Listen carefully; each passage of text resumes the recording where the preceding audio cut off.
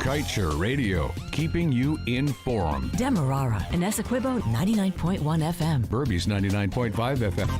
Kaieteur Radio.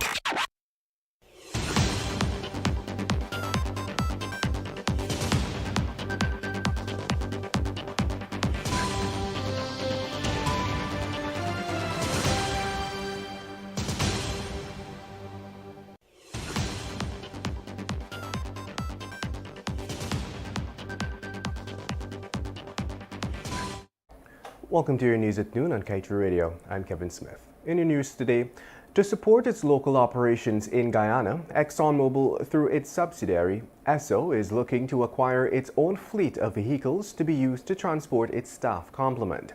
We understand that the company is interested in purchasing brand new SUVs that were manufactured between 2022 and 2023. The expense to purchase these vehicles will be borne by Guyana, as the 2016 production sharing agreement allows for such costs to support the local petroleum production activities to be recovered. In addition to medium to large SUVs that can seat between 5 and 7 individuals, Exxon is also looking to acquire small or large buses that can seat 14 to 32 people. Meanwhile, Vice President Bharat Jagdeo, during remarks at a ceremony at Babujan, Berbice on Sunday, boasted of the accomplishments made by the PPP in the petroleum sector, especially as it regards to local content. Businessman and publisher of the Kaieteur News, Glenn Lal, upon learning of the situation, said Jagdeo must explain how local content will indeed be of benefit to citizens when the oil company is now attempting to shut out transportation providers. Lal explained that ExxonMobil is phasing out locals to own their own vehicles, which will be paid for with the nation's oil. And amid calls from the opposition and other stakeholders for an extension in the time for scrutiny of the new production sharing agreement released by the government recently, Chartered Accountant Christopher Ram said there should be a public forum for broad and general consultations. Ram mocked the new agreement, which he said retains the old foreign exchange framework. Meanwhile, only last week we reported that the government has so far ignored the calls from both civil society and the opposition for the review period on the new draft PSAs to be extended. 2 drafts for the deep and shallow water areas were released 2 Tuesdays ago, marking the commencement of a 14-day consultation. Several members of the public had recommended that the consultation period be extended to cater to a thorough review of the agreements.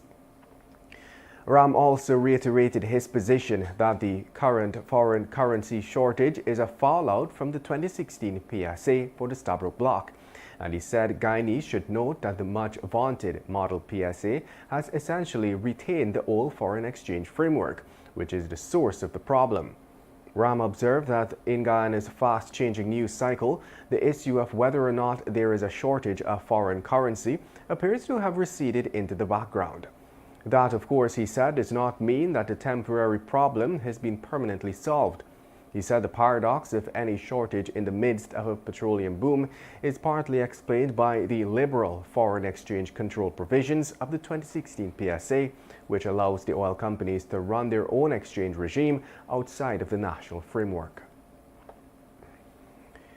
Meanwhile, ExxonMobil, in a full-page advertisement published in the Sunday edition of the Kaieteur News, sought to promote the $2 billion gas-to-energy, citing the initiative as a means to improve local health care. What the oil company did not outline, however, is the probability of the project affecting lives and livelihoods, as clearly outlined in the environmental impact assessment its consultant conducted. Since the inception of the controversial project, citizens have been demanding that an updated feasibility study be conducted. In the absence of such a study, the government is still confident in its ability to reduce the cost of electricity. In this regard, the publisher of the Kaieteur News, Mr. Glenn Lal, is now challenging the oil company to present proof of the project's viability, since it took on the role of publicly promoting the venture. It was reported last month that Guyana will be saddled with an annual debt of $106 million annually for 20 years to cover the costs associated with developing the gas-to-energy project. This was revealed by head of the project, Winston Brassington. And just before we head to a break, let's tell you the owner of the daycare located in Ogle, East Coast Demerara, where 7-month-old Oriah Gravesen died, has been placed on station bail, as the case file will be sent to the Director of Public Prosecutions, Shalima Ali Haq, today for legal advice. The Ghana Police Force stated that a joint investigation was conducted by investigators from the police force, the Child Care and Protection Agency, and the Ministry of Human Service and Social Protection. You're listening to Kaieteur Radio 99.1 and 99.5 FM. This is the news at noon. We'll return after the break.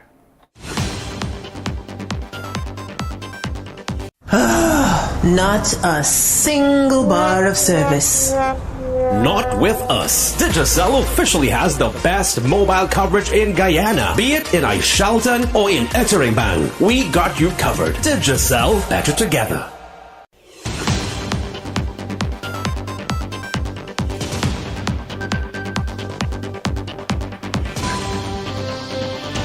Welcome back. Police are hunting 2 gunmen who on Friday night robbed a Chinese supermarket at 13th Street Diamond Housing Scheme, East Bank, Demerara. The bandits, who were masked and wore caps and hoodies, held the Chinese owners of the business place at gunpoint and robbed them of their personal belongings, as well as the supermarket's cash register of an undisclosed amount of money. Customers who were in the supermarket were also robbed. The gunmen did not even spare one unlucky man who showed up at the entrance of the supermarket while the robbery was in progress. Security cameras at the business place show that one of the bandits, dressed in a gray and black hoodie and short denim jeans, entered first and posed as a customer.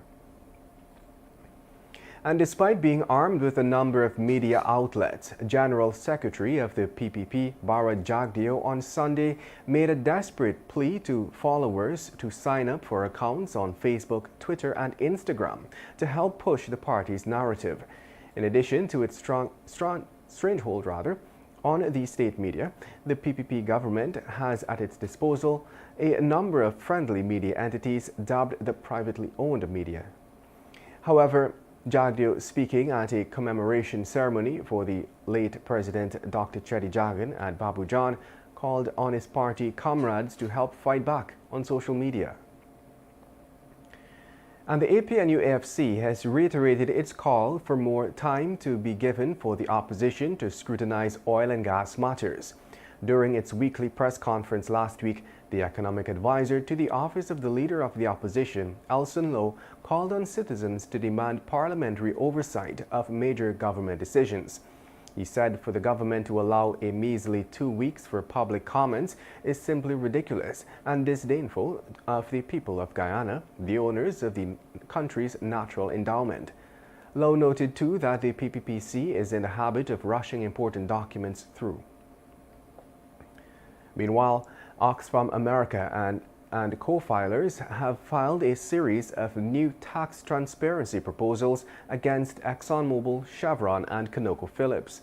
Senior legal and shareholder advocacy advisor Diana Kearney and legal fellow Tim Herschel Burns revealed the aforementioned in a proxy preview article.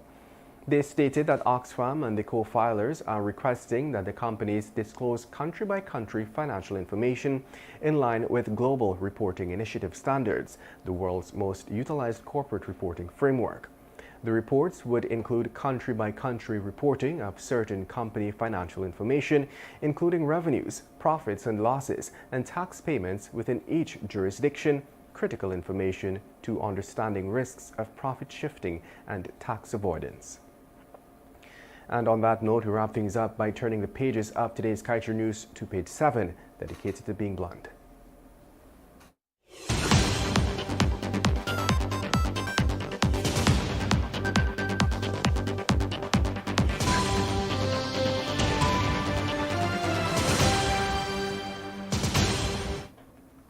ID card for half price. That would be against PPP interests. Guyanese could get a world-class ID card for 50% less, but that can't be done, not when the PPP is involved. Half price would be good for Guyanese, savings for them. Giving savings to Guyanese would be bad for the PPP, for nothing would be left to be grabbed by the PPP. And that brings us to the end of today's News at Noon. I'm Kevin Smith. Thank you for listening.